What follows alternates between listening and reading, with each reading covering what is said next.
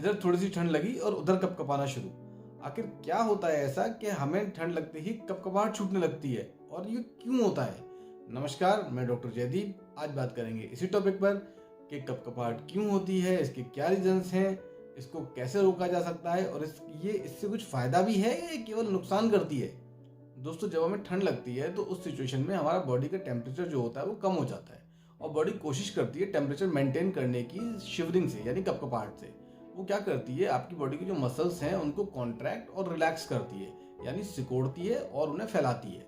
उससे body heat generate होती है और इस प्रोसेस से बॉडी का टेम्परेचर मेंटेन होता है, जिसे हम कपकपाहट के रूप में फील करते हैं। दोस्तों, फीवर में भी सेम चीज होती है।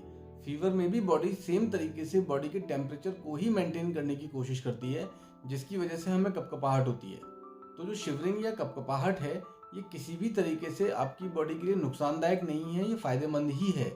दोस्तों, क्या होगा अगर आपकी बॉडी ये रेस्पॉन्स देना बंद कर दे, यानी कपकपाना बंद कर दे, यानी आपको फीवर आ जाए या ठंड लगे बट कांपे ना। दोस्तों, इस सिचुएशन में अगर आपका बॉडी टेम्परेचर 90 डिग्री से नीचे चला जाता है, जो यूजुअल टेम्परेचर 98-90 डिग्री रहता है, अगर वो 90 डिग्री से नीचे चला जाता है और बॉडी उसको मेंटेन करने के लिए शिवरिंग नहीं करती है, तो ये लाइफ थ्रेटनिंग होता है और आपकी जान भी इससे जा सकती है।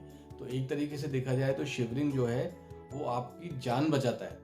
तो दोस्तों, जब शिवरिंग में मसल कॉन्ट्रैक्ट हो रही है इतनी ज़्यादा, तो क्या कैलोरीज भी बर्न होती हैं? हाँ जी, बिल्कुल, कैलोरीज भी बर्न होती हैं। ये नियरली 100 कैलोरीज बर्न कर देता है 15 मिनट्स के अंदर। बट ये इतना ज़्यादा रिमार्केबल नहीं है कि हम इसे काउंट करें। दोस्तों, कई बार क्या होता है, फीवर और कोल्ड के अलावा भी स्ट्रेस या एंजाइटी से भी हमें शिवरिंग होती है। तो उस तरह की शिवरिंग के लिए हमें क्लोनाज़ेपाम या स्ट्रेस रिलीविंग मेडिसिन लेनी पड़ती हैं, जिससे हमारी एंजाइटी या जो आपको कपकपी हो रही है ये कम हो सके। दोस्तों, आखिर बॉडी का कौन सा पार्ट है जो शिवरिंग को कंट्रोल करता है? दोस्तों, शिवरिंग कंट्रोल करता है हमारा ब्रेन। ब्रेन का एक पर्टिकुलर पार्ट होता है हाइपोथैलेमस, जो शिवरिंग को कंट्रोल करता है। हाइपोथैलेमस बॉडी के टेम्परेचर को कंट्रोल करता है, और बॉडी के टेम्परेचर को कंट्रोल करने के लिए ही वो शिवरिंग को मैनेज करता है कि कब शिवर करना है, कब नहीं करना है। एक और इम्पॉर्टेंट चीज़, वाइटामिन की डेफिशिएंसी से भी शिवरिंग होती है। विटामिन डी या विटामिन B12 दोनों की डेफिशिएंसी से भी कभी कभी हमें शिवरिंग महसूस होती है। तो अगर आपको without any reason shivering feel हो रही है, जैसे कोई रीज़न नहीं है, कोल्ड नहीं है, स्ट्रेस नहीं है, एंजाइटी नहीं है, तो उस सिचुएशन में आप अपना एक बार जरूर vitamin D, vitamin B12 check करा के देखिए। हो सकता है आपको इस वजह से शिवरिंग हो रही हो, या फिर थायराइड की वजह से भी शिवरिंग होती है, तो अपना थायराइड भी जरूर चेक कराइए एक बार। दोस्तों, कुछ लोगों के साथ एक प्रॉब्लम होती है, उनको सोते सोते रात में शिवरिंग होती है, जिसका कोई रीज़न नहीं होता। रात में सो रहे हैं, सोते सोते पता चला कि अचानक से कांपने लगे।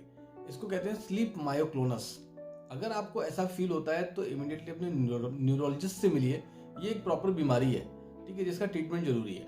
ये कोई पर्टिकुलर ऐसा नहीं है कि ठंड लगने से या किसी और रीजन से हो रहा है। It is a neurological disorder, तो इसका ट्रीटमेंट एक न्यूरोलॉजिस्ट कर सकते हैं। आपको उसके लिए उनसे मिलना चाहिए। दोस्तों, अगर आपको बहुत ज़्यादा शिवरिंग हो रही है तो उस सिचुएशन में आप पैरासीटामोल ले सकते हैं, टैबलेट अगर लेना है तो, या फिर आप ट्रेमाडोल ले सकते हैं।